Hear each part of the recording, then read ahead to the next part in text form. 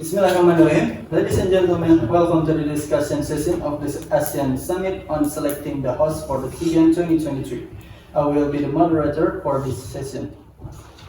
Sebagai pengantar, mari kita mengingatkan kembali bahwa SEA Games merupakan sebuah ajang olahraga terbesar di kawasan Asia Tenggara yang diadakan setiap 2 tahun sekali. Tuan rumah SEA Games dipilih dari negara-negara anggota ASEAN melalui proses voting dan membutuhkan persetujuan mayoritas suara. Namun, proses pemilihan tuan rumah SEA Games tidak selalu berjalan mulus. Ada beberapa hal yang perlu didiskusikan dan diperhatikan, seperti bagaimana mengatasi masalah infrastruktur, transportasi, akomodasi, keamanan, dan ketersediaan dana. Oleh karena itu, dalam diskusi ini kita akan membahas berbagai aspek yang berkaitan dengan pemilihan tuan rumah SEA Games, mulai dari persiapan, anggaran, keamanan, transportasi, akomodasi, hingga dampak yang dihasilkan bagi negara yang menjadi tuan rumah. Sesi diskusi ini akan terdiri dari 2 tahap. Tahap pertama adalah presentasi dari masing-masing delegasi ASEAN yang mengajukan diri sebagai tuan rumah SEA Games 2023. Setelah itu, tahap kedua adalah diskusi terbuka antara para delegasi di mana mereka dapat memberikan tanggapan dan bertukar pikiran tentang berbagai aspek pemilihan tuan rumah. Kita akan memberikan waktu 5 menit untuk setiap delegasi negara anggota ASEAN untuk memberikan presentasi dan waktu 30 menit untuk diskusi terbuka. Saya ingin mengingatkan semua peserta bahwa kami mengharapkan diskusi yang santun dan profesional. Saling menghormati dan menghargai pandangan masing-masing adalah kunci untuk mencapai hasil yang baik dan dalam sesi ini. Sekian pengantar dari saya sebagai moderator. Mari kita mulai diskusi KTT ASEAN tentang pemilihan tuan rumah SEA Games 2023. Perkenalkan, kami di sini sebagai perwakilan dari Brunei Darussalam. Saya Arif Rahman dan juga rekan-rekan saya. Saya Rizal Ferik Ramadan. Saya Kanisa Nur. Izinkan kami untuk menjelaskan infrastruktur yang di negara kami adakan. Brunei Darussalam atau Brunei adalah negara berdaulat di Asia Tenggara yang terletak di pantai utara Pulau Kalimantan. Seluas 765 km persegi yang menempati Pulau Kalimantan dengan garis pantai seluruhnya menyentuh Laut Tiongkok Selatan. Wilayahnya dipisahkan ke dalam negara bagian Sarawak, Malaysia, dengan ibu kota yang berada di Bandar Seri Begawan, bermata uang dolar dan berbahasa Melayu. Untuk ekonomi di negara Brunei Darussalam, yaitu Brunei memiliki indeks pembangunan manusia tertinggi kedua di antara negara-negara Asia Tenggara. Produksi minyak mentah dan gas alam menyumbang sekitar 90% dari PDB. Forbes juga menempatkan Brunei sebagai negara terkaya kelima dari 182 negara berdasarkan ladang minyak dan gas alamnya. Ekonomi Brunei Darussalam bertumbuh pada sektor minyak bumi dan gas dengan pendapatan nasional yang termasuk tinggi di dunia. Selain bertumbuh pada sektor minyak bumi dan gas, pemerintah Brunei mencoba melakukan diversifikasi sumber-sumber ekonomi melalui upaya peningkatan di bidang perdagangan dan industri. Untuk budaya di Brunei Darussalam yaitu sama dengan budaya Melayu, dengan pengaruh kuat dari Islam, tetapi kelihatan lebih konservatif dibandingkan Malaysia dan Indonesia. Brunei dibagi atas 4 distrik, yaitu Belait, Brunei dan Muara, Tumborong, serta Tutong, yang kemudian dibagi menjadi 38 mukim. Untuk politik, kerajaan Brunei Darussalam adalah negara yang memiliki corak pemerintahan monarki absolut dengan sultan yang menjabat sebagai kepala negara dan kepala pemerintahan, merangkap sebagai Perdana Menteri dan Menteri Pertahanan dengan dibantu oleh Dewan Penasihat Kesultanan dan beberapa menteri. Brunei menjadi anggota pendiri Organisasi Perdagangan Dunia (WTO) pada tanggal 1 Januari 1995 dan merupakan pemain utama dalam BIMP IEGA yang dibentuk selama pertemuan Menteri Pengukuhan di Davao, Filipina pada tanggal 24 Maret 1994. Brunei menjadi ketua ASEAN pada tahun 2013. Pada tahun tersebut juga menjadi tuan rumah KTT ASEAN. Untuk demografi, kelompok etnis minoritas yang paling penting dan yang menguasai ekonomi negara ialah orang Tionghoa yang menyusun lebih kurang 10% jumlah penduduknya. Etnis ini juga menggambarkan bahasa-bahasa yang paling penting, yaitu bahasa Melayu yang merupakan bahasa resmi serta bahasa Tionghoa. Islam ialah agama resmi Brunei dan Sultan Brunei merupakan kepala agama negara itu. Untuk geografi, Brunei terdiri dari 2 bagian yang tidak berkaitan. 97% dari jumlah penduduknya tinggal di bagian barat yang lebih besar dengan hanya kira-kira 10.000 orang tinggal di daerah Tumborong, yaitu bagian timur yang bergunung-gunung. Dari bilangan ini lebih kurang 80.000 orang tinggal di ibu kota Bandar Seri Begawan. Iklim Brunei ialah tropis khatulistiwa dengan suhu serta kelembaban yang tinggi dan sinar matahari serta hujan lebat sepanjang tahun. Untuk kesenian, seperti negara lainnya, Brunei ini memiliki kesenian tradisional khas yang berkembang di masa ke masa. Dari jumlah kesenian yang ada di Brunei, tari adai-adai cukup populer di kalangan masyarakatnya. Untuk kelebihan dan kekurangan, kelebihan negara Brunei Darussalam dalam hal berkaitan dengan kelautan dan banyak sumber daya alam yang terkandung dalam laut wilayah negara Brunei Darussalam seperti minyak bumi dan gas alam. Dan untuk kekurangannya, yaitu negara kami Brunei Darussalam dalam hal berkaitan dengan kelautan adalah sistem pertahanan kelautan Brunei lebih leha dari beberapa negara tetangga. Terima kasih, sekian dari kami. Ladies and gentlemen, thank you for the time and opportunity that has given to us, our country, Malaysia. Perkenalkan, saya Galuh Sucininggali sebagai narator perwakilan negara kami dan rekan-rekan kami yaitu Saya Nairani Syawa. Saya Muhammad Rizky. Malaysia berupaya untuk menjadi bangsa berpendapatan tinggi dan maju, khususnya di mana kemajuan pembangunan diukur dalam lebih banyak cara dan tidak hanya melihat PDB. Sangat penting bagi kami untuk memastikan agar sumber daya kami dibina, dikembangkan, dan dilindungi secara efektif. Dengan datangnya pertumbuhan teknologi digital yang mengubah sifat pekerjaan, tantangan ini menjadi sangat penting bagi kemajuan pembangunan masa depan Malaysia. Hal ini menyebabkan meningkatnya keunggulan dalam kecakapan kognitif tingkat tinggi, seperti penyelesaian masalah yang kompleks, kecakapan perilaku sosial, penalaran, dan efikasi diri. Membangun kecakapan ini secara efektif membutuhkan transformasi dalam cara Malaysia menginvestasikan sumber daya manusianya. Sumber daya manusia termasuk pengetahuan, kecakapan, dan kesehatan yang terus terakumulasi sepanjang hidup seseorang menjadi faktor kunci yang berkontribusi pada pertumbuhan ekonomi berkelanjutan dan angka penurunan kemiskinan di banyak negara selama 5 dekade terakhir, khususnya di Asia Timur. Baik pendidikan, kesehatan, maupun pelindungan sosial memainkan peran sangat penting dan saling melengkapi dalam pembangunan sumber daya manusia. Sumber daya manusia pada negara kami rata-rata bermata pencarian dalam bidang pertanian, perkebunan, pertambangan, dan industri. Terdapat beberapa suku Melayu, Cina, Indonesia, India, dan Arab. Terdapat juga beberapa agama di negara kami, yaitu kurang lebih Islam 61,32%, Buddha 19,84%, Kristen 9,24%, Hindu 6,27%, Konghucu atau Taoisme 1,26%, yang tidak beragama 0,71%, agama lainnya 0,39%, dan tidak diketahui 0,97%. Ada juga hasil-hasil dari sumber daya manusia kami, yaitu hasil pertanian, yaitu padi, sayuran dan buah, karet, kelapa sawit, lada hitam, kopra, hasil pertambangan timah, minyak bumi, nikel, bauksit, dan batu bara, hasil industri, perakitan, mobil, bahan elektronika, baterai, dan pengolahan makanan. Sumber daya alam Malaysia meliputi bidang pertanian, kehutanan, dan pertambangan. Secara garis besar, komoditas utama negara Malaysia di bidang pertanian terdiri dari padi, karet, teh, dan kelapa sawit. Sedangkan pertambangan Malaysia menghasilkan minyak bumi, gas alam, timah, emas, dan bauksit. Sektor pertanian dan kehutanan, karet alam dan minyak sawit menjadi sumber daya alam Malaysia yang menyumbang ekspor terbesar dari sektor pertanian. Bahkan, minyak sawit menjadi ujung tombak perdagangan internasional Malaysia. Selain kedua hasil bumi tadi, Malaysia juga menghasilkan damar, kayu gelondongan, kakao, lada, nanas, hingga tembakau. Selain itu, pemerintah Malaysia juga memperbanyak sumber-sumber hutan dengan menanam berbagai spesies damar seperti merantai tembaga, meralang, dan sesenduk. Tak berhenti di situ saja, penanaman pohon-pohon dengan nilai jual tinggi seperti pohon jati juga dilakukan untuk selanjutnya diolah menjadi kertas dan pulpen. Sektor pertambangan, timah dan minyak bumi merupakan sumber daya alam yang mendominasi sektor pertambangan Malaysia. Keduanya merupakan sumber daya alam Malaysia yang meningkatkan perekonomian negeri jiran ini.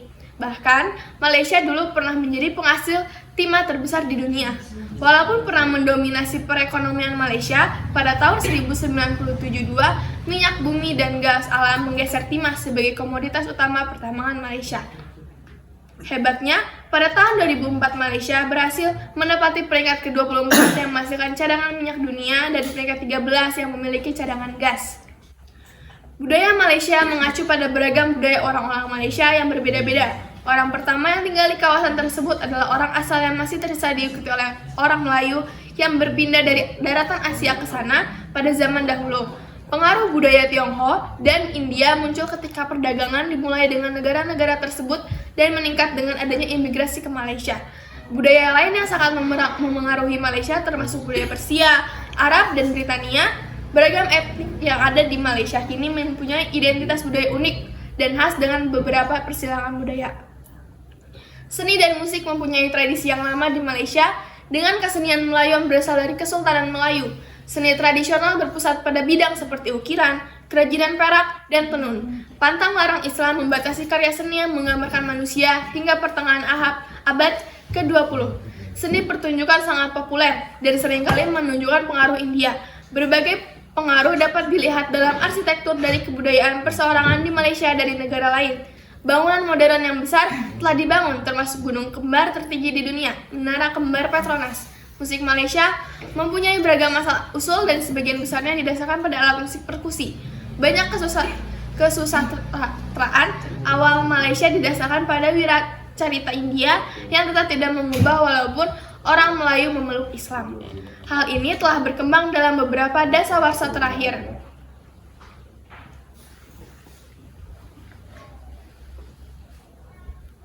Lalu, ekonomi Malaysia merupakan ekonomi negara yang terbesar ketiga di Asia Tenggara dan ke-34 di dunia berdasarkan produk domestik bruto nominal. Inflasi yang terjadi hanya sekitar 0,4%, serta angka kemiskinan sebesar 3,5%, menjadikan Malaysia sebagai salah satu negara yang perekonomiannya maju dengan pesat setelah krisis finansial Asia 1997. Mata uang yang digunakan secara resmi di seluruh Malaysia adalah ringgit. Malaysia dikenal dengan hasil pertanian yang melimpah, terutama dalam produksi karet dan minyak kelapa. Mitra ekspor utamanya adalah Tiongkok, Singapura, Amerika Serikat, dan Thailand. Ekspor terutama dalam bidang peralatan elektronik, gas alam, cair, kayu, serta produk olahannya, karet, dan tekstil. Malaysia berhasil menduduki peringkat ke-12 untuk kategori kemudahan dalam kegiatan bisnis. Jaringan jalan nasional utama di Malaysia adalah sistem rute federal Malaysia yang membentang lebih dari 49.000 km. Di sebagian besar jalan federal di Malaysia berjalur 2. Di wilayah kota, jalan federal dapat memiliki 4 jalur untuk meningkatkan kapasitas lalu lintas. Hampir semua jalan federal sudah dilapisi aspal, selain beberapa bagian pada jalan raya Skudai, Pontian yang dilapisi dengan beton, sedangkan bagian dari jalan tol federal yang menghubungkan Kelang dan Kuala Lumpur dilapisi dengan aspal. Jika kami terpilih menjadi tuan rumah SEA Games 2023, kami akan menjamin bahwa keberlangsungan SEA Games 2023 akan berjalan lancar dan sukses. Terima kasih atas waktu dan perhatiannya. Wassalamualaikum warahmatullahi wabarakatuh. Saya Bosang, salam sejahtera bagi kita semua. Vietnam saat ini membelanjakan 6% dari PDB-nya untuk infrastruktur sementara negara-negara lain di kawasan ini membelanjakan rata-rata 2,3%, menjadikan Vietnam negara terdepan di ASEAN untuk investasi infrastruktur. Namun para ahli berpendapat bahwa Vietnam memiliki kesenjangan antara infrastruktur saat ini dan cita-citanya untuk menjadi ekonomi yang tumbuh cepat. Vietnam Briefing menyoroti aspek kunci dan infrastruktur Vietnam, prospek saat ini dan inisiatif pemerintah. Menurut laporan Bank Dana terbaru, Vietnam berada di peringkat ke-47 dari 160 negara dalam peringkat infrastruktur dan peringkat ke-103 dalam kualitas jalan menurut peringkat Forum Ekonomi Dunia. Saat FDI mengalir ke Vietnam bersamaan dengan tekad pemerintah untuk mengimplementasikan industri 4.0, kondisi infrastruktur saat ini tidak mampu mengimbangi. Meskipun Vietnam mengalokasikan hingga 6% dari PDB untuk infrastruktur setiap tahunnya, 90% dari pengeluaran tersebut berasal dari anggaran publik yang membebani utang nasional dan kebijakan fiskal. Akibatnya pemerintah baru-baru ini memperkenalkan kemitraan publik swasta untuk meningkatkan peningkatan infrastruktur. Negara ini mengharapkan 20% investasi infrastruktur akan berasal dari dana swasta di tahun-tahun mendatang, dibandingkan dengan hanya 10% dari tahun-tahun sebelumnya. Yang pertama, saya akan menjelaskan infrastruktur transportasi. Pada tahun 2021, pemerintah mengeluarkan keputusan nomor 1454 KIDI-TTG yang mendorong pembangunan sistem jalan untuk periode 2021 sampai 2030 dengan visi tahun 2050. Pemerintah bertujuan untuk meningkatkan jalan raya nasional sepanjang 1.290 km menjadi 5.000 km. Dan yang kedua, ada angkutan umum. Mengenai angkutan umum, Vietnam akhirnya mengoperasikan jalur metro pertama di Hanoi setelah lebih dari 1 dekade konstruksi. Sementara jalur metro pertama di kota Ho Chi diharapkan selesai pada 2022, telah ditunda hingga 2023. Hanoi mengharapkan untuk membangun 6 jalur metro, sementara kota Ho Chi Minh akan memiliki 8 jalur metro. Yang ketiga, infrastruktur pelabuhan. Vietnam memiliki 251 pelabuhan dengan total kapasitas hingga 543,7 juta ton kargo per tahun. Mengenai infrastruktur pelabuhan, Vietnam saat ini memiliki 45 pelabuhan, 20 pelabuhan kelas 1A, pelabuhan internasional, 12 pelabuhan laut kelas 1, pelabuhan daerah, 18 pelabuhan laut 2, pelabuhan lokal, dan 13 pelabuhan kelas 3, pelabuhan minyak dan gas. Selanjutnya, infrastruktur energi. Politbiro mengeluarkan keputusan nomor 55 tentang strategi pengembangan energi nasional pada tahun 2030. Dengan visi hingga 2045, keputusan tersebut berupaya untuk meningkatkan sektor energi terbarukan sekaligus menjaga kestabilan pasokan energi di negara tersebut, untuk menjadikan Vietnam sebagai negara terkemuka di ASEAN dari segi energi. Perkiraan pangsa sumber energi di Vietnam pada tahun 2021 adalah sebagai berikut. Yang berikutnya yaitu infrastruktur telekomunikasi. Sektor telekomunikasi di Vietnam sedang mengalami transisi yang signifikan mengingat transformasi digital Vietnam ditambah dengan efek pandemi yang meningkatkan permintaan akan layanan digital. Yang selanjutnya, infrastruktur manufaktur. Tekad Vietnam untuk menjadi salah satu pusat manufaktur dunia terbukti dalam tujuan 20 tahunnya ini, menjadi negara maju dengan peningkatan infrastruktur industri dan pendapatan menengah ke bawah pada tahun 2023. Negara maju dengan infrastruktur industri modern dan pendapat menengah ke atas pada tahun 2030. Dan negara maju dengan warga kaya pada tahun 2045. Selanjutnya ada takeaway. Infrastruktur merupakan pendorong utama di balik pertumbuhan ekonomi Vietnam dan FDI. Meskipun infrastruktur dalam transportasi dan manufaktur telah melihat beberapa peningkatan dan upaya besar dari pemerintah, banyak proyek yang memiliki efisien waktu dan teknologi tinggi sedikit terhambat dalam skala besar. Namun dengan pertumbuhan FTA ini, kebijakan investasi preferensial dan tekad yang kuat dari pemerintah, infrastruktur Vietnam kemungkinan akan terus meningkat secara signifikan sekaligus menghadirkan peluang bagi investor. Dan saya akan menjelaskan tentang sumber daya alam dari negara Vietnam. Yang pertama, hasil hutan. Kayu yang diekspor merupakan kualitas yang tinggi sehingga sangat bagus digunakan untuk bahan baku berbagai macam furnitur. Hal inilah yang membuat Vietnam menjadi salah satu negara yang menguasai pasar furnitur. Dari segi mineral, Vietnam memiliki beragam jenis mineral dari mulai seng, bauksit, emas, minyak bumi, batu bara, dan timah. Selain itu, negara ini pun sudah dikenal dengan cadangan minyaknya yang melimpah, yakni mencapai 500 juta ton. Dari segi pariwisata alam, luas pariwisata alam di negara Vietnam itu mencapai sampai 1.533 km kubik. Selain itu, teluk-teluk ini pun memiliki berbagai pulau kecil, jumlahnya pun ditaksir mencapai ribuan dan tentu hal tersebut menjadikannya sebagai wisata unik. Bahkan pihak UNESCO menetapkan laut ini sebagai heritage site. Dari segi perikanan, negara ini memiliki sungai yang cukup panjang, sehingga wajar apabila negara ini memiliki hasil penangkapan ikan terbilang cukup banyak, sehingga tidak hanya cukup untuk memenuhi kebutuhan rakyatnya, tetapi juga cukup untuk mengekspor ke negara lain. Dari hasil pertanian, seperti negara yang masuk ke dalam wilayah Asia Tenggara, Vietnam pun memiliki tanah yang subur, sehingga wajar apabila negara ini mempunyai hasil pertanian yang baik. Adapun komponen terbesar dari pertanian ini sendiri adalah beras. Produksi tersebut pun sampai diekspor ke mancanegara. Bahkan tidak hanya beras saja, Vietnam pun memiliki hasil buah dan sayuran. Selanjutnya, saya akan menjelaskan tentang sumber kebudayaan di Vietnam. Dalam proses integrasi, keunggulan yang dimiliki Vietnam ialah kapabilitas budaya dan praktek dari sejarah. Artinya, ialah integrasi merupakan proses yang menciptakan kekuatan. Profesor Guru Rakyat Nguyen Quong Ngoc dari Institut Pengkajian Vietnam menyatakan bahwa kebudayaan itu sendiri mempunyai hukum perkembangan, hukum akulturasi, dan selalu mengalami renovasi. Di atas dasar kebijakan yang tepat, mengidentifikasikan keunggulan dan membatasi keterbatasan untuk mengembangkan keunggulan, maka proses masuknya Vietnam ke dalam komunitas ASEAN merupakan dasar yang sangat penting untuk memulihkan kebudayaan.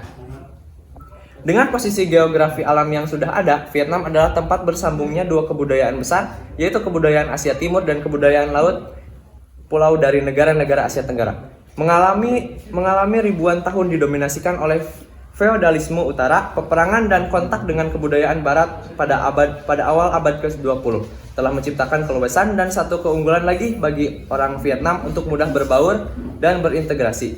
Sisanya ialah kita harus mendapatkan satu kartu identifikasi melalui pelestarian nilai-nilai poros kebudayaan bangsa. Banyak peneliti dan aktivis budaya mengatakan bahwa Vietnam adalah negara sedang berkembang. Masalah memprioritaskan ekonomi adalah satu keniscayaan. Akan tetapi, kalau melupakan pelestarian dan pengembangan identitas budaya, maka Vietnam akan melemahkan fondasi spiritual sehingga mendatangkan banyak akibat sosial. Oleh karena itu, ketika menjadi anggota komunitas ASEAN, Vietnam selalu dengan khusus mementingkan pelestarian identitas budaya nasional agar supaya dengan percaya diri melakukan integrasi tapi tanpa kehilangan diri sendiri. Sekian dari kami. Sawadiha, Reake, Totentong, Pratetai. Sanse, Naila Malikanaka. Fomshe, Pak Abdul Aziz Hikmat. Shansia Devi Kristiani. Dalam bidang infrastruktur, Thailand bergerak cepat untuk mewujudkan proyek ambisius untuk membangun infrastruktur pendukung Eastern Economic Corridor dalam sektor pelabuhan, dalam sektor jalan raya, dalam sektor proyek jalur kereta api, dan transportasi udara. Thailand telah berinvestasi secara signifikan dalam memperluas dan meningkatkan jaringan infrastruktur selama beberapa dekade melalui public investment and public-private partnership.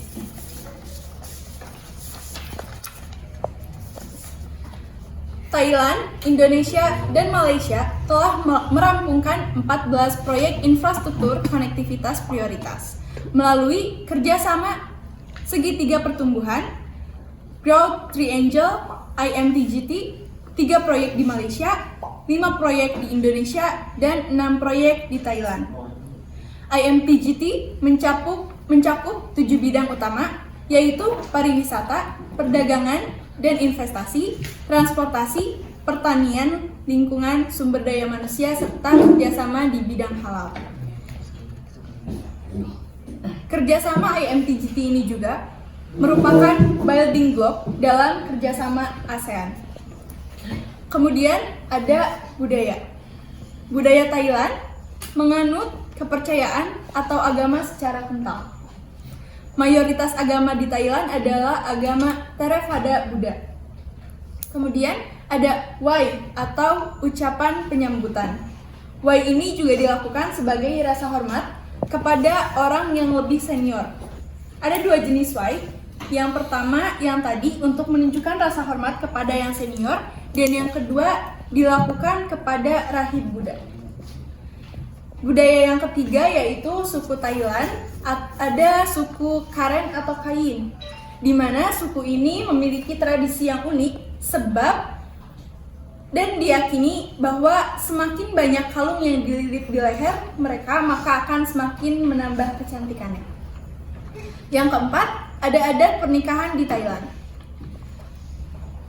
Dari adat pernikahan di Thailand ini memiliki hal yang unik, yakni jeda waktu tunangan dengan proses pernikahan berlangsung sangat cepat dan hanya berselang beberapa jam dari prosesi pertunangan. Dan yang terakhir, ada keberagaman festival atau perayaan. Festival atau perayaan ini menarik perhatian dunia sehingga menarik banyak wisatawan yang ingin berkunjung pada saat perayaan di negara ini. Contohnya seperti Festival Songkran atau perayaan menyambut tahun baru tradisional di Thailand. Dan ada Loi Krathong Festival, yakni setiap warga juga membuat krathong atau keranjang hias yang terbuat dari daun pisang dan dihiasi lilin dan bunga-bunga. Yang terakhir ada Kinjai Festival yang dilakukan oleh penduduk lokal etnis Cina. Lanjut ke sumber daya alam di Thailand. Thailand juga memiliki luas negara yaitu 513.120 km persegi. Nah, dalam sumber daya alam ini Thailand memiliki sumber daya alam yang melimpah seperti mineral, hutan, tanah subur, dan ikan.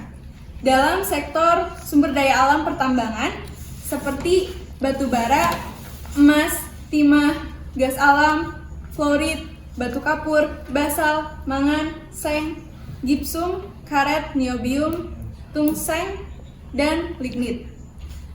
Batu bara terpopuler di Thailand adalah Banpu PCL yang berlokasi di Bangkok. Kemudian, Thailand juga adalah pengekspor gipsum terbesar kedua di dunia setelah Kanada. Masuk ke dalam sektor sumber daya alam pertanian di Thailand, yaitu tanah aluvial yang kaya akan unsur hara banyak ditemukan di sepanjang Chao Phraya. Faktanya, negara ini adalah salah satu pengekspor beras terkenal di dunia. Yang ketiga, sumber daya alam perikanan Thailand yang terkenal sebagai negara pengekspor produk perikanan.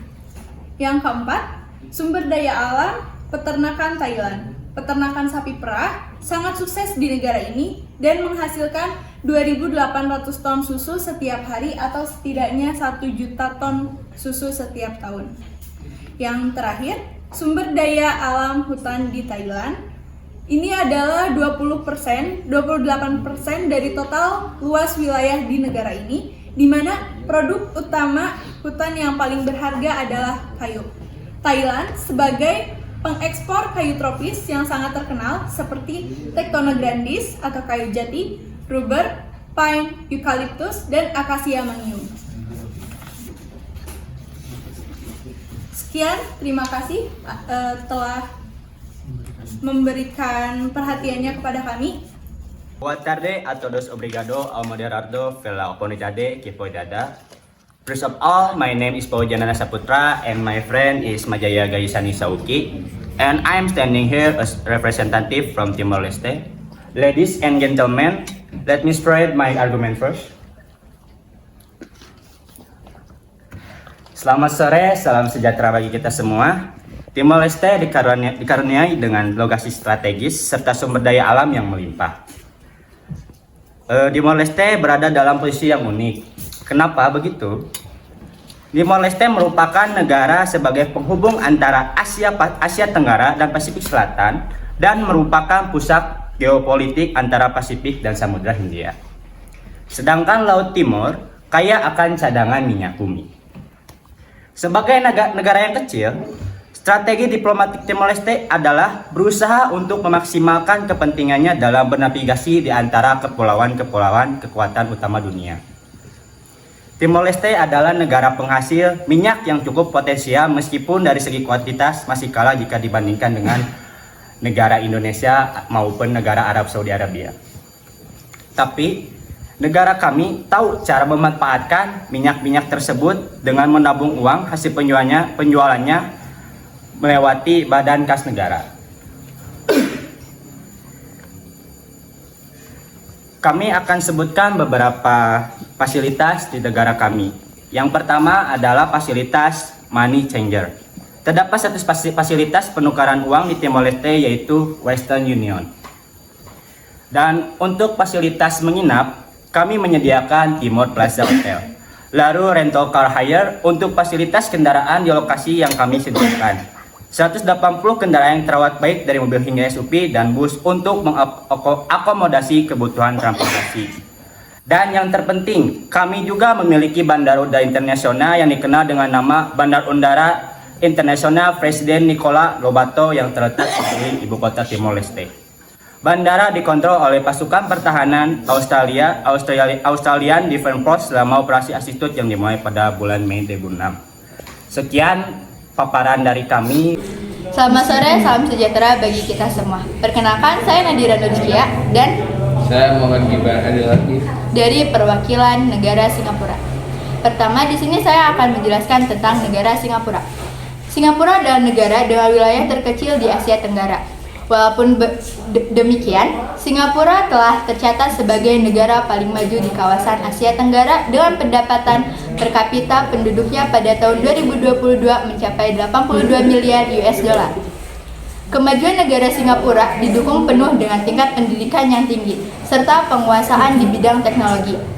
Singapura menjadi negara yang mampu mengekspor minyak dengan kualitas yang tinggi. Keterbatasan luas wilayah telah membuat Singapura memikirkan berbagai macam cara untuk mengatasi masalah infrastruktur dan pembangunan. Infrastruktur. Menurut Wall Street Journal, Singapura memiliki infrastruktur terbaik di dunia. Walaupun wilayahnya tidak luas, negara ini memiliki kekayaan melebihi negara-negara di Asia Tenggara. Pasalnya, Singapura berhasil memanfaatkan potensi letaknya yang strategis dengan membangun sektor industri dan jasa perdagangan. Pariwisata Singapura mampu tumbuh menjadi negara maju yang perekonomian memadai di Asia Tenggara. Jenis industri yang ada di Singapura antara lain industri pengalengan ikan, minuman kemasan, daging, buah, dan pengolahan kayu. Singapura memiliki bandara yang sangat megah, yaitu Changi Andara. Changi Andara telah memenangkan lebih dari 400 penghargaan internasional hingga melayani 100 maskapai penerbangan internasional. Dan sarana transportasi yang lain di Singapura yaitu pelabuhan Port of Singapura selama beberapa dekade selalu menjadi pelabuhan terbesar di dunia. Sumber daya alam dan sumber daya manusia. Singapura tidak memiliki sumber daya alam unggulan, tetapi sangat memanfaatkan bidang jasa, perdagangan, keuangan, dan telekomunikasi. Negara lain hanya memiliki sedikit pengolahan bahan baku, namun kekayaan negaranya melebihi negara ASEAN lain yang punya kekayaan alam melimpah. Kebudayaan. Ada banyak kebudayaan dan tradisi di Singapura. Kebudayaan Singapura kental dengan aspek keberagaman. Oleh karena itu, menurut survei, Singapura adalah negara beragam. Banyak orang dari negara agama hidup, bekerja, dan beribadah bersama. Adapun tradisi Singapura yang pertama adalah Hungry Ghost Festival, kedua ritual Waisak, ketiga festival Tai Pusam, keempat hari raya sesuai agama masing-masing, kelima parade Qinghai.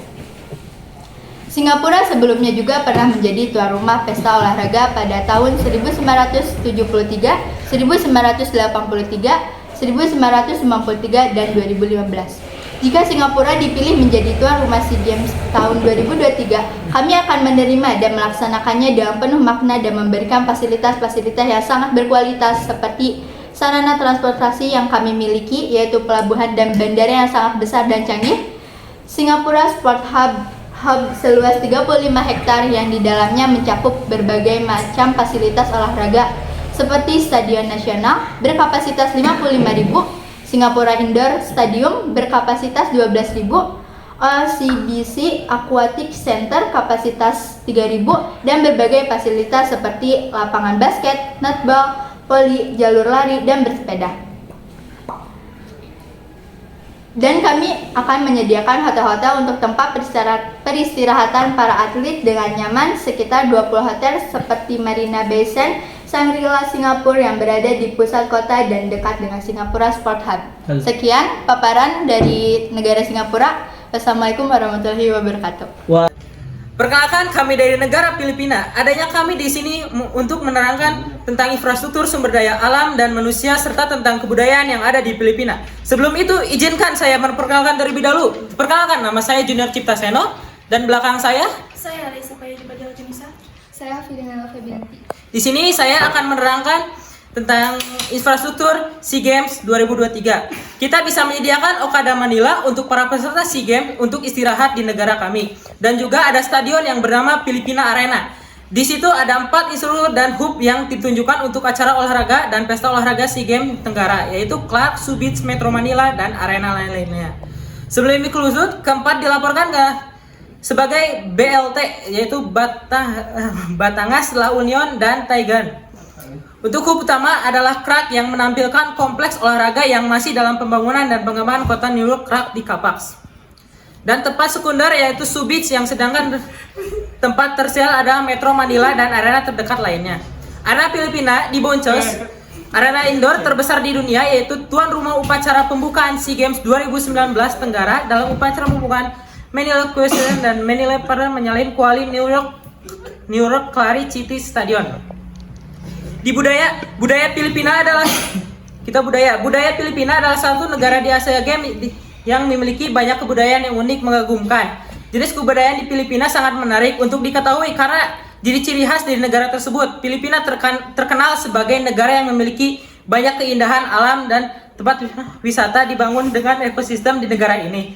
Filipina juga sering menyelenggarakan berbagai acara festival mengundang banyak perhatian dari masyarakat global. Lami-lami merupakan istilah kedudukan setempat perayaan yang diselenggarakan untuk perdamaian dan keharmonisan yang diantara suku Yakan, yaitu memperkenalkan kebudayaan kesenian masyarakat Filipina. Lami-lamian yaitu menyajikan tarian perang, kain banyak memakai warna merah dan gastromen yang begitu karya.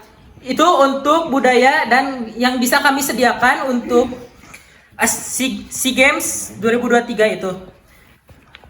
Dan sumber daya manusia yaitu Filipina memiliki berbagai macam pertambangan seperti orok, tembaga, pulau Luzon dan sebagai negara dan minum biji besi. Dan sumber daya lainnya yaitu seperti berbeda seperti makanan yang ada di Filipina yaitu apa ini?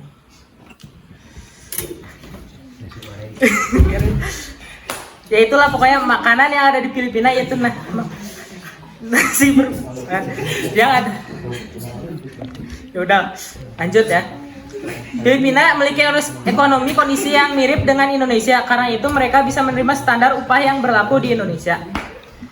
Cukup sekian yang kami sampaikan. Selamat pagi semuanya. Terima kasih kepada moderator atas kesempatan yang telah diberikan.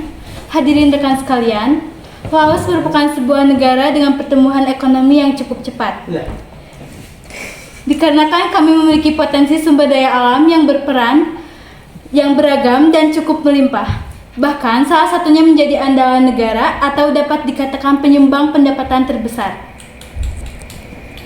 Hasil pertanian yang menjadi andalan berbagai negara menghasilkan produk seperti padi, kayu, jagung, kapas, tembakau, kopi, ubi, tebu, dan buah jeruk. Kemudian kami memiliki hutan yang sangat luas, yaitu sebesar 55% dari total luas wilayah negara. Laos menjadi satu-satunya negara ASEAN yang memberikan masyarakat listrik secara gratis, terutama kepada masyarakat miskin. Kami juga mengekspor listrik ke berbagai negara seperti Myanmar, Thailand, Vietnam, dan juga Cina bagian selatan.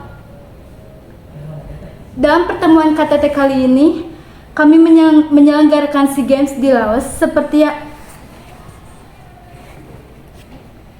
jika Laos terpilih bukan pertama kali menyelenggarakan SEA Games di Laos. Seperti yang kita semua ketahui, Laos pernah menjadi tuan rumah SEA Games pada tahun 2009 di kota Vientiane. Ini tentu menjadi sebuah pengalaman berharga bagi kami dan akan menjadi pelajaran untuk membuat penyelenggaraan SEA Games yang lebih baik pada tahun ini. Dalam pertemuan KTT kali ini kita membicarakan tuan rumah SEA Games 2023. Dalam hal ini tentunya sebuah negara harus memiliki daya tarik agar para hadirin dapat menikmati penyelenggaraan tersebut.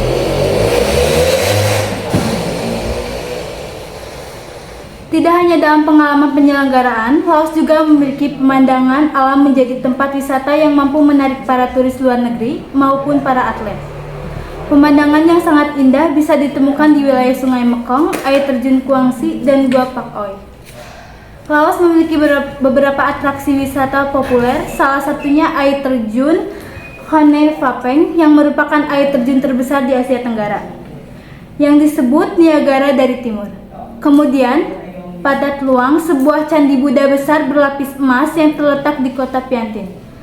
Laos juga dialiri oleh Sungai Mekong yang merupakan sungai terpanjang di Asia Tenggara. Kemudian kereta cepat pertama di Asia berada di Laos. Laos memang merupakan negara yang tidak memiliki wilayah laut karena negara ini dikelilingi oleh daratan negara lain sehingga mempengaruhi kebudayaan yang ada di Laos. Namun masyarakat Laos juga mempunyai budaya yang terus dipertahankan hingga kini.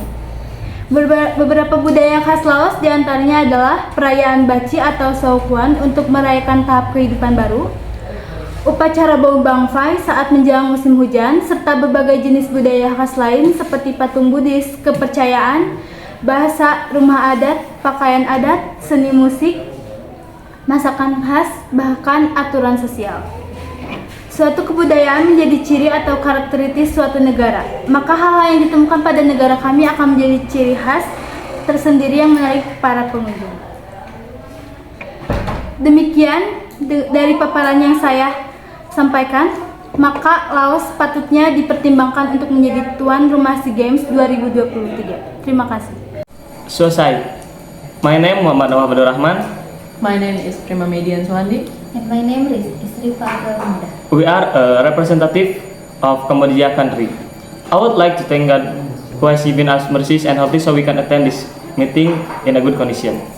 Sebelumnya izinkan saya untuk menerangkan mengapa Kamboja harus menjadi negara tuan rumah di SEA Games selanjutnya. Yang pertama, saya akan masuk ke dalam bidang infrastruktur. Di Kamboja sendiri, Kamboja memiliki beberapa stadion yang terletak di ibu kota negaranya, di Phnom Penh. Oleh karena itu, dengan adanya stadion yang memang benar-benar memadai, kami berharap bisa menjadi tuan rumah SEA Games ini.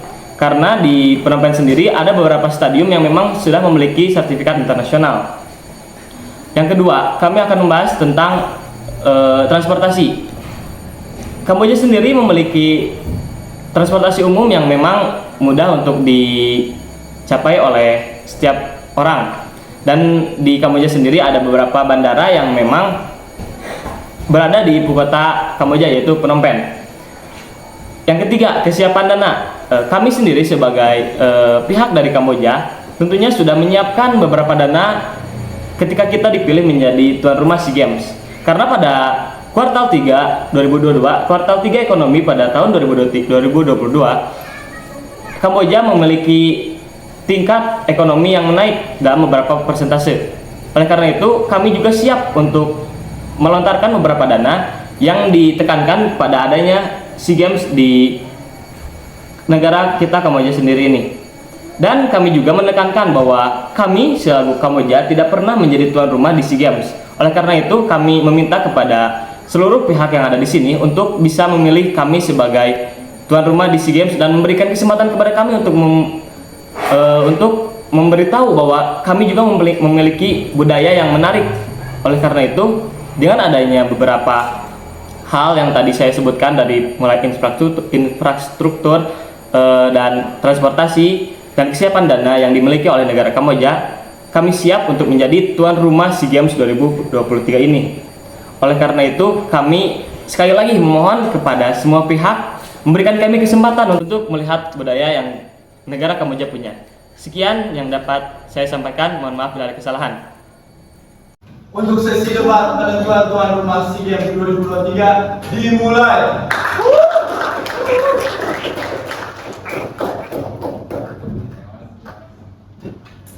Oke, saya akan melontarkan pertanyaan kepada negara Kamboja perihal sarana apa saja yang sudah disiapkan untuk menjadi tuan rumah SEA Games 2023. Terima kasih.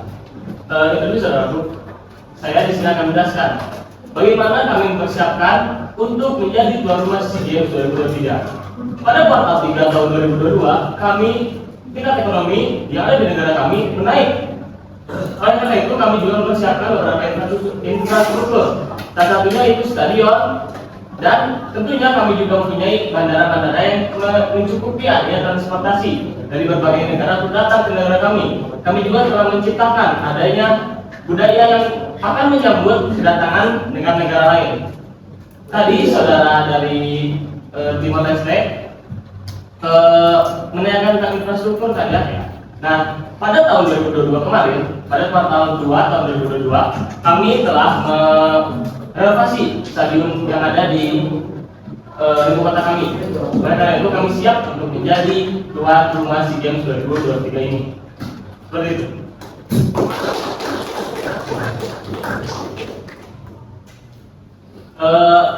Oleh karena tadi saudara dari Timor Leste telah menanyakan beberapa hal kepada kami ingin menanyakan satu hal. Kenapa Timor Leste ingin menjadi tuan rumah SEA Games 2023. Sedangkan lihat dari 2022 kemarin, ekonomi yang ada di Timor Leste itu sangat menurun. Infrastruktur pun tidak ada dan transportasi pun tidak menunjang bisanya terjadi beberapa negara datang ke Timor Leste. Kenapa Anda dengan sangat optimis mencantumkan diri Anda sebagai tuan rumah Piala SEA Games 2023 ini, maaf. Untuk menjawab pertanyaan dari negara Kamboja yang tadi, kenapa negara kami optimis ingin menjadi tuan rumah SEA Games 2023 kali ini? Yang pertama itu ya, kami sudah selesai membuat infrastruktur yang ada di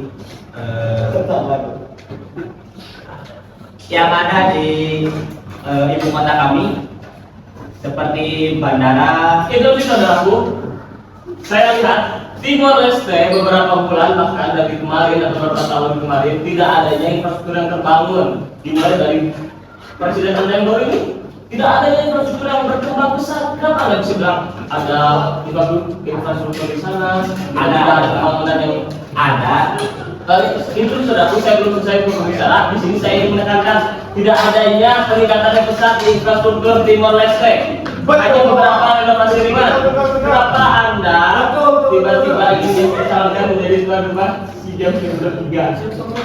Oke, kenapa kami ingin menjadi tuan rumah SEA Games 2023? Yang pertama itu ya adalah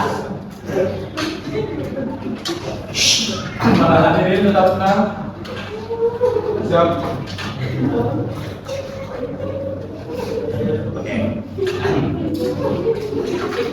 Kami ingin memperkenalkan negara kami di negara Asia, di organisasi ASEAN dengan menjadi tuan rumah di SEA Games 2023 kali ini.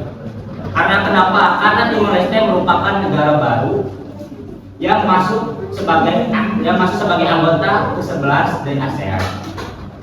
Sehingga kami sangat mantap dan optimis ingin menjadi tuan rumah SEA Games kali ini, karena memang kami sudah memenuhi syarat, meskipun memang tidak sebagus seperti negara-negara lain. Terima kasih. Itu saudaraku, seperti ini. Jika memang saudara dari Timor Leste ingin berbicara tentang ingin memperkenalkan dirinya kepada ASEAN, tentunya kami sendiri juga punya hak untuk memberikan hak. Kami juga ingin memberikan kepada hal-hal yang namanya negara-negara ASEAN untuk memperkenalkan diri kami juga. Karena apa? Karena kami tentunya sebagai negara ASEAN yang pernah tercantum dalam anggotanya, kami belum pernah menjadi tuan rumah SEA Games. Dan karena itu kami juga punya hak untuk menjadi tuan rumah SEA Games.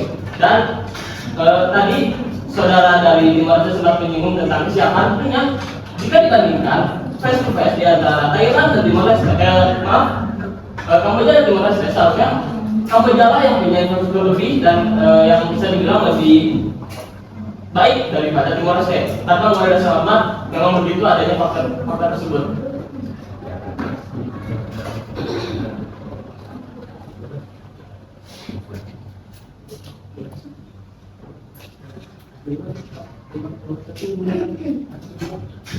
Para peserta yang bertanya.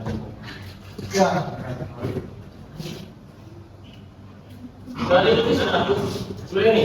Tadi sempat juga ada yang mengatakan bahwa dari saudara Brunei Darussalam mengajukan diri sebagai tuan rumah. Saya pribadi perwakilan dari Kamboja tidak menerima hal itu karena saya lihat beberapa fakta di Timor Leste itu sistem pertahanannya kurang. Saya memastikan atlet-atlet dari Kamboja tidak bisa menunjang keamanan di sana di negara Brunei Darussalam karena sistem keamanannya kurang, dan juga kami tidak tahu SOP seperti apa yang akan diberikan jika atlet kami datang ke negara Brunei Darussalam. Seperti itu.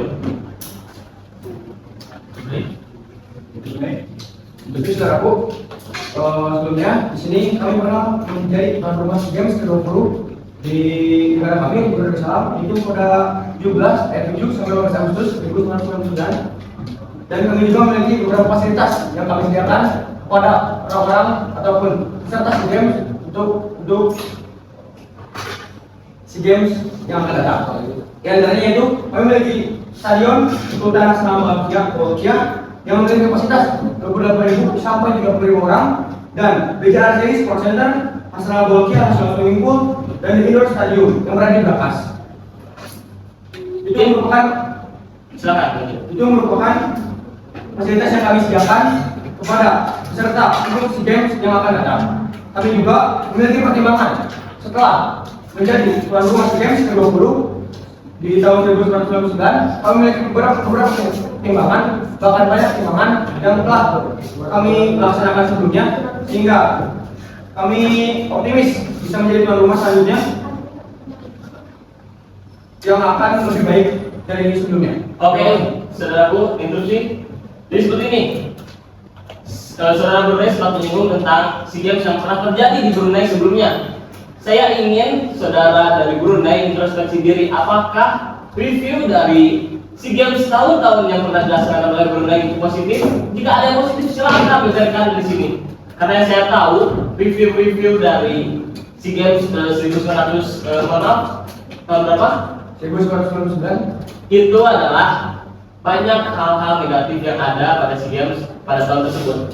Boleh saudaraku jika punya memang ada hal yang bisa menunjang bahwa Brunei ini siap untuk menjadi tuan rumah SEA Games, boleh silakan saudaraku untuk memaparkan faktanya. Tapi dilihat jika memang saudara memberikan fakta tentang adanya SEA Games tahun 1999 itu kan reviewnya negatif. Kenapa saudara bisa dengan lancang berbicara bahwa optimis ingin jadi tuan rumah dengan membandingkan dengan SEA Games 1999 itu? Terima kasih. Jadi saudaraku, di sini tahun 2023 akan dilaksanakan SEA Games. Sementara kami telah melaksanakan SEA Games sebelumnya itu pada tahun 1999. Bertepatan yaitu tanggal 7 Agustus sampai 15 Agustus. Kami memiliki banyak pertimbangan yang telah kami laksanakan sebelumnya, terutama pada fasilitas serta banyak hal yang lainnya. Untuk peserta, kami juga mendapatkan banyak sekali kritik serta saran yang telah kami dapatkan dari berbagai negara, dan juga kami bisa mempertimbangkan apa saja yang dapat kami fasilitasi kepada peserta-peserta. Kami juga pernah melaksanakan ini dikarenakan kami optimis bisa melaksanakannya, tetapi setelah melihat kejadian sebelumnya di 1999, memang banyak sekali hal-hal negatif yang telah kami dapatkan, tetapi kami bisa memperbaiki diri itu karena kami telah menjadi tuan rumah SEA Games ke-20 itu.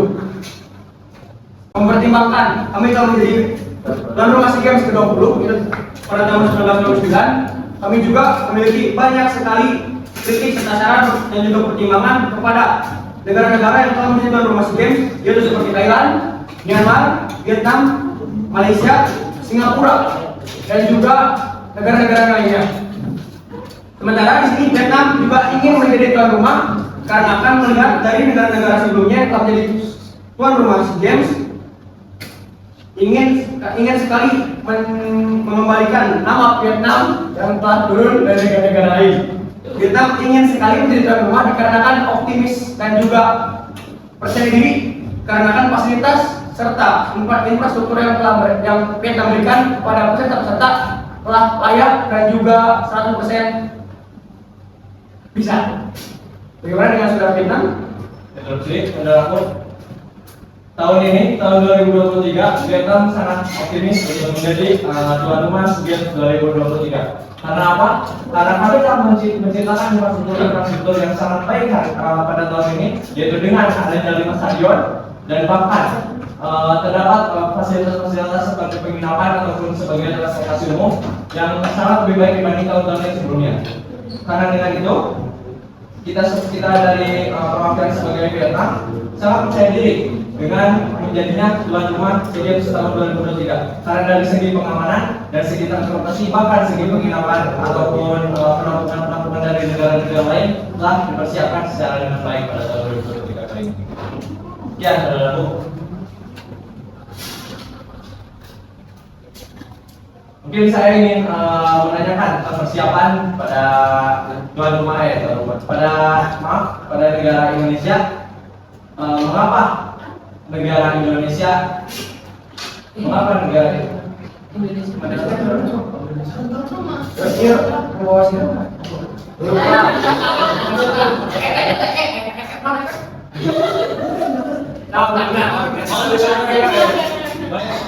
Saya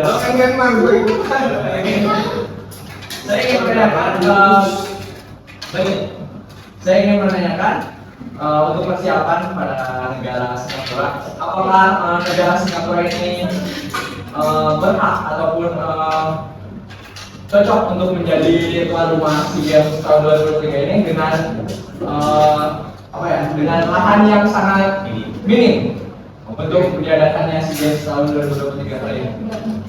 Oke, terima kasih Bung, saudaraku telah bertanya kepada kami. Memang negara kami itu sangat kecil dan kecil sekali mungkin di antara negara-negara ASEAN yang ada di sini.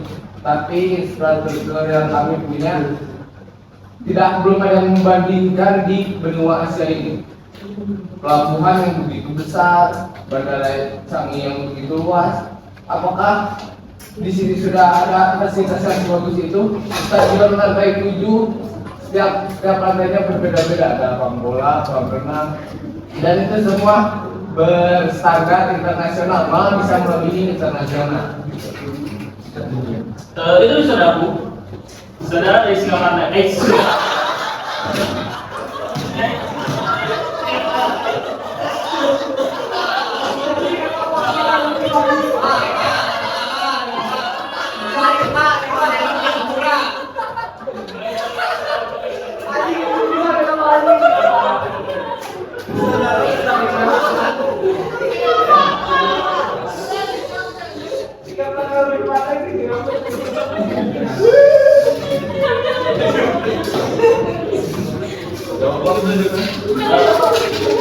itu tuh saudaraku.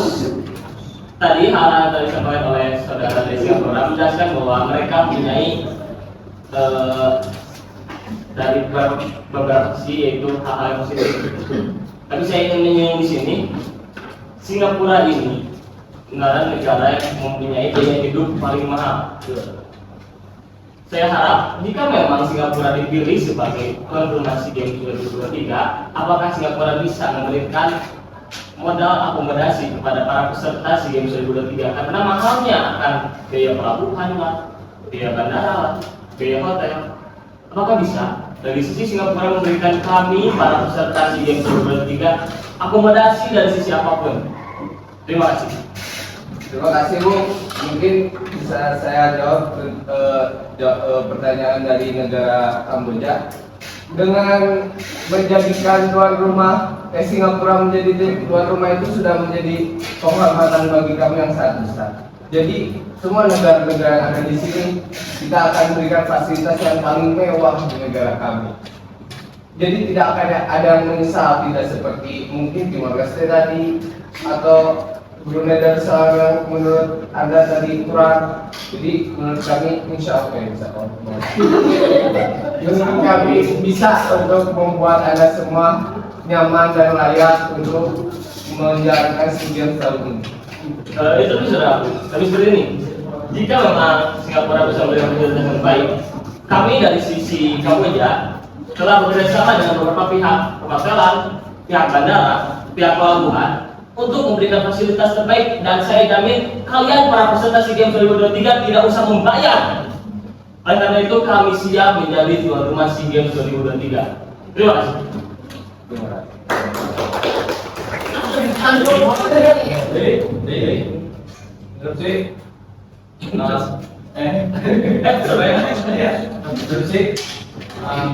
Saya ingin menanyakan tentang persiapan pada negara Myanmar. Apakah negara Myanmar ini aman untuk menjadi tuan rumah 2023? Karena pada akhir ini terdapat berita bahwa tentang adanya kericuhan di antara pemerintahan dengan rakyat di negara Myanmar. Apakah ada jaminan untuk kami sebagai peserta untuk mengikuti SEA Games ini di Myanmar sebagai tuan rumah merasa aman? Apakah ada jaminannya? Ingin menjawab dari Vietnam, tentu saja kami Myanmar memiliki kesiapan yang matang untuk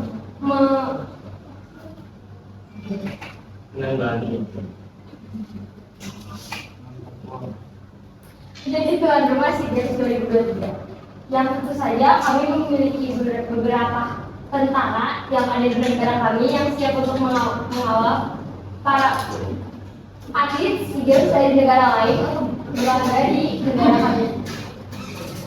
Itu nih saudaraku. Pihak Myanmar mengatakan akan memberikan para tentara untuk menjadi pengamanan di sini. Tapi kan kita bahas lagi. Myanmar sedang ada kudeta dari yang tentara militer tersebut. Saya ingin tanyakan seharusnya, apakah kalian Myanmar bisa memberikan janji kepada kita bahwa rakyat-rakyat dari kalian yang melakukan anarkis bisa memberikan keamanan kepada kami? Karena yang akan ada gejolak di sana bukannya dari sisi militer ya, tapi dari sisi warga-warga lokal. Dan saya ingin menanyakan, apakah kalian tidak melihat bagaimana beberapa bulan terakhir kalian mengalami krisis listrik? Apakah itu bisa menjadi fasilitas yang baik untuk menjadi SEA Games 2023? Terima kasih saudaraku.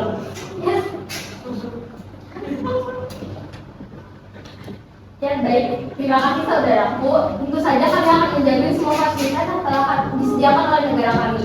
Tentu saja dengan adanya kasus kemarin tidak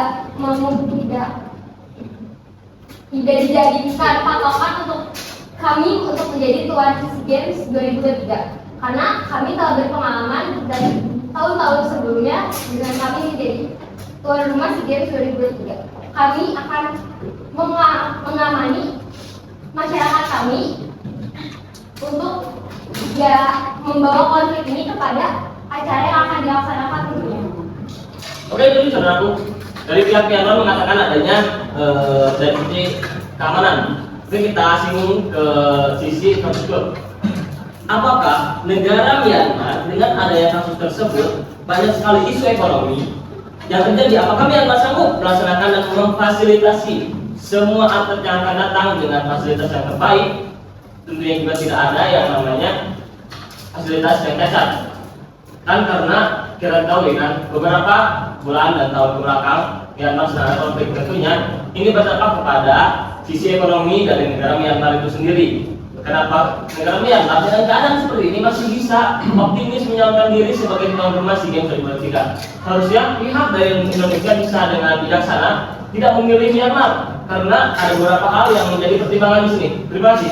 Ini menambahkan sebelumnya untuk Myanmar kan tadi sudah dikasih tahu ya kalau misalnya ada krisis dari mulai sisi ekonomi dan sisi keamanan. Kalau misalnya memang dari dua hal tersebut masih ada krisis, lalu bagaimana cara Anda memfasilitasi para atlet yang akan datang ke negara Anda sedangkan fasilitas ini saja tidak terjamin? Selain dari sisi keamanan untuk hotel, penerbangan dan banyak hal upaya lainnya yang harus diurus pula dapat terabaikan bila masih ada krisis di negara Anda sendiri. Terima kasih. Jadi saudaraku, terima kasih.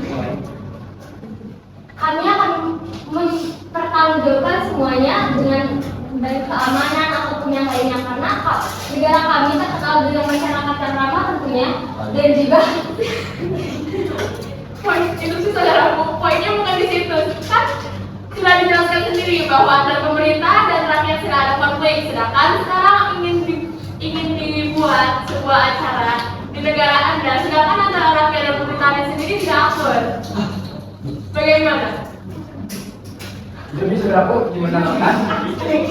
Jadi juga kami melihat dari histori yang sebelumnya, Myanmar sudah menjadi tuan rumah SEA Games sebanyak 3 kali. Sini juga untuk negara-negara yang lain seperti Malaysia dan Thailand yang telah menjadi tuan rumah SEA Games sebanyak 6 kali. Dan juga Indonesia, Filipina, Singapura yang telah 4 kali menjadi tuan rumah.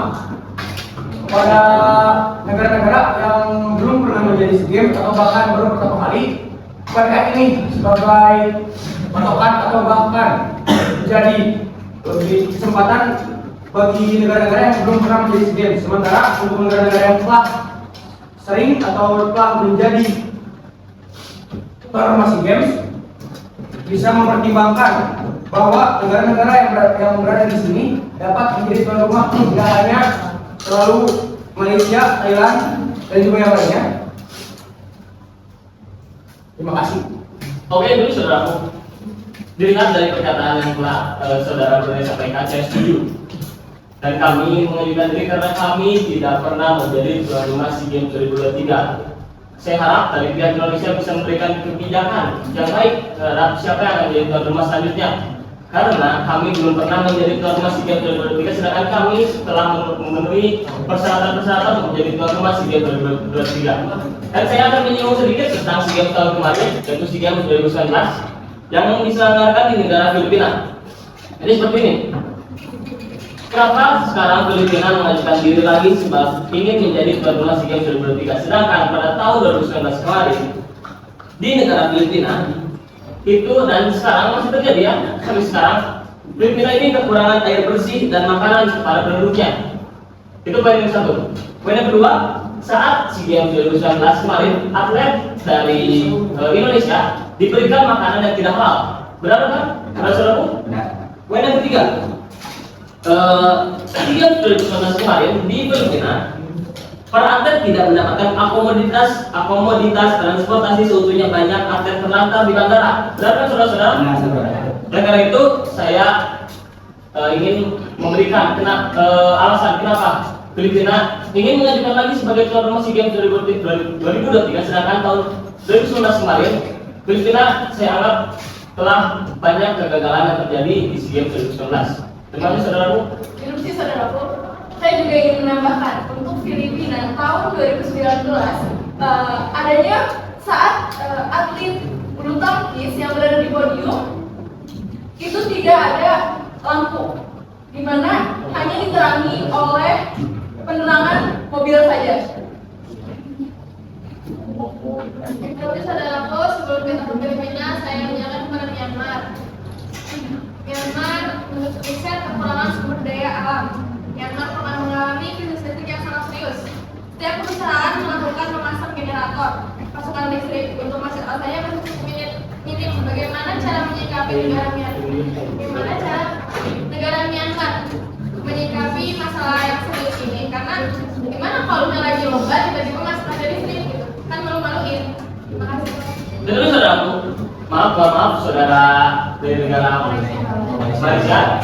Mohon maaf saya ngomong di sini karena percakapan yang tadi saudara Malaysia sampaikan tadi disampaikan oleh kami. Kami telah menyinggung tentang masalah krisis listrik. Jadi saya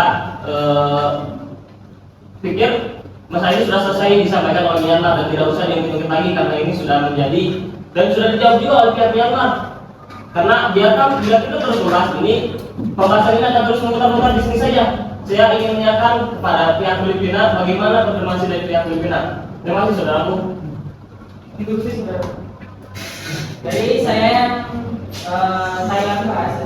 Jadi Saya bahas. Kamboja sama krisis air bersih yang tahun kemarin. Sekarang kita sudah menanggulanginya karena kita kelebihan memiliki fasilitas.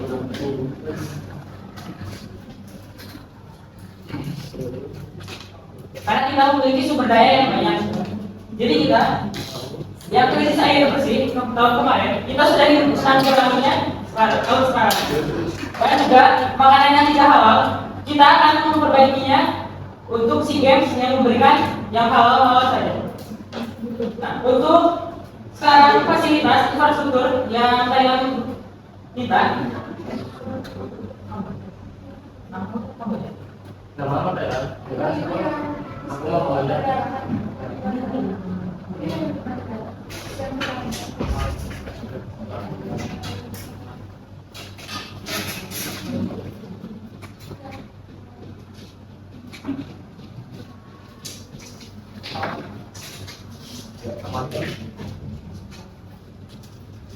Yang saya lakukan dari sini oleh pekerja buat peserta-pesertanya yang telah bekerja, sekarang kita sudah ada Okada Manila untuk kita beristirahat bersama. Ya, untuk yang lampu mobil kan tadi kita sudah menyebutkan ya, kan kita sudah memiliki banyak resource ya, resource dari negara kita sendiri. Jadi kita lampu juga sudah membeli yang baru untuknya. Anggaplah kita sudah mengupgrade lampu tersebut, bukan mobil lagi, sekarang yang lebih bagus.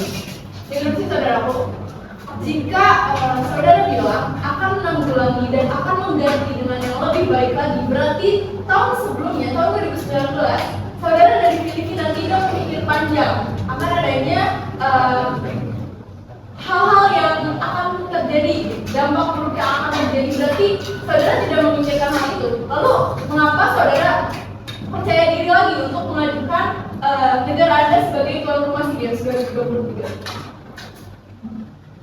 Karena mungkin tahun-tahun yang lalu, yang 2007 ya, kita di 2019, mohon maaf. ya kita ngomongin 2007. Yang 2007 ya, mungkin kita tuh ke presiden yang tahun lalu ya. Sekarang sudah diganti presidennya yang lebih baik, yang lebih bagus. Jadi 2019 juga sekarang kita berganti lagi jadi yang lebih bagus. Nah, kita juga pengennya ekonomi yang sekarang kita Itu dulu saudara. Dari pihak Thailand sepertinya tadi terjadi sedikit blunder. Karena pihak Thailand mengatakan kami telah mengajukan presiden dan yang sekarang menjadi lebih baik, seolah-olah mengatakan Filipina karena seolah-olah mereka menganggap presiden yang sebelumnya itu buruk. Oleh karena itu saya izin kepada tuan rumah Indonesia untuk menutup pembicaraan dari Filipina karena ini akan menyangkut hal-hal politik dan akan menjadi hal besar. Terima kasih. Untuk debat penentuan tuan rumah SEA Games 2023. Dir kasih suara.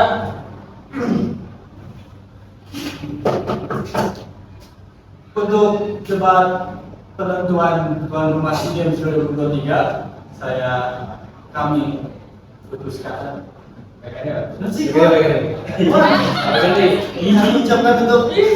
untuk sidang Tidak diuk.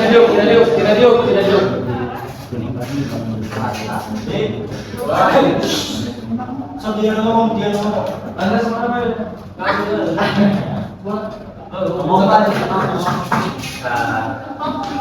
Diterima sekian karena ini akan menyangkut hal-hal politik. Ya, benar. Untuk debat penentuan tuan rumah SEA Games 2023 kami ucapkan selesai. Kami menyatakan selesai. Tarik itu.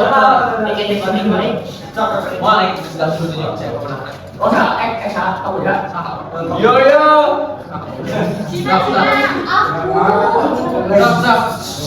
Saya akan selesai karena ini akan menyangkut hal-hal politik. Untuk debat penentuan tuan rumah SEA Games 2023 kami nyatakan telah selesai. Setelah kami pertimbangkan, kami menunjuk negara Kamboja untuk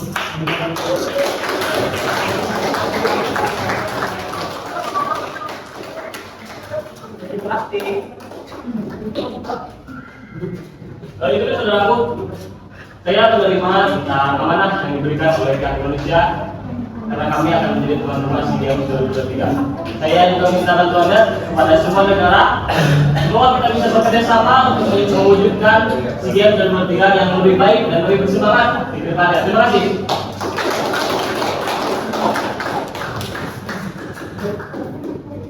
We, as the moderator of ASEAN Summit discussion regarding the selection of the SEA Games host, would like to thank all participants for the discussion. This discussion has provided many views and suggestions regarding matters that must be considered in selecting the host for the SEA Games. We have heard the opinions of all delegates from Asian member countries, and I believe we have gained a better understanding of the requirement that must be met by potential SEA Games host candidates. Hopefully, this discussion can serve as a guide for ASEAN in selecting a host for the SEA Games that meets the requirements and provides a good experience for athletes and spectators. Thank you once again for the participants and contribution of all participants in this discussion. Now, the final stage, we will hold. Never mind. So, thank you to the all participants that debat penentuan SEA Games kali ini kita tutup dengan dimenangkan oleh negara Kamboja. Kami mengucapkan terima kasih kepada semua partisipan yang telah datang ke sini dan mendiskusikan perihal tuan rumah SEA Games 2023. Saya ucapkan terima kasih kepada kalian semua dan kami tutup dengan wassalamualaikum warahmatullahi wabarakatuh.